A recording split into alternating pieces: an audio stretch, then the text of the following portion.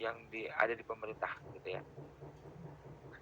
Nah, selanjutnya ada sistem akuntansi keuangan daerah yang kita bicarakan tadi, yang menghasilkan laporan-laporan keuangan berupa neraca, CARP, ya, kemudian laporan arus kas, catatan atas laporan keuangan, ada juga laporan ekuitas, kemudian laporan perubahan saldo anggaran, dan satu lagi, apa namanya, laporan operasional.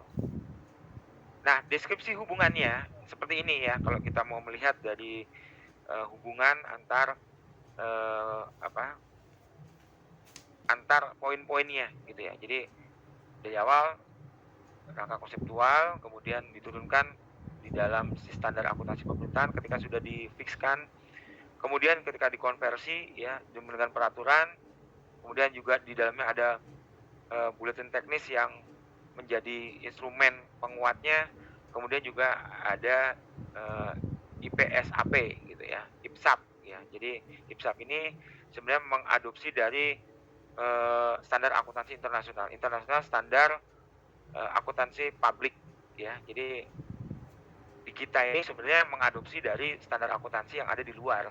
Ya jadi, yang kita lakukan ini sebenarnya ya di pemerintah yang ada di Indonesia, itu tidak murni buatan orang Indonesia, ya. Saya katakan lagi, itu tidak murni buatan Indonesia, tapi mengadopsi, ya. Mengadopsi itu apa? Bukan plagiasi ya, tapi mengadopsi.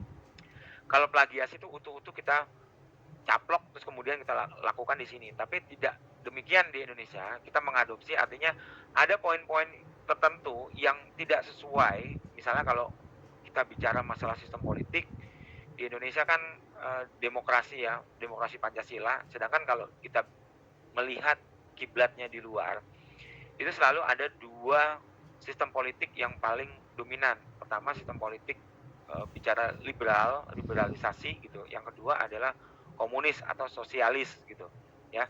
Nah, kedua ini nggak mungkin kita salah satunya, misalnya kita hanya bicara masalah di liberal, terus atau salah satunya di komunis aja, kan nggak gitu.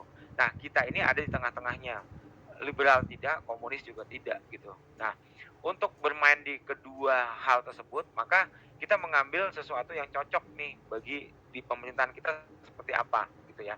Jadi, itu pula yang melandasi, sistem informasi akuntansinya itu akan menjadi berubah, standar akuntansinya itu akan menyesuaikan dengan sistem politik yang memang kita pakai gitu ya, demokrasi Pancasila ya, karena memang demokrasi Pancasila itu tidak ada di tempat lain, gitu, hanya ada di Indonesia ya. Maka hal tersebut mempengaruhi terkait dengan informasi-informasi di dalam akuntansi yang memang harus disajikan ya.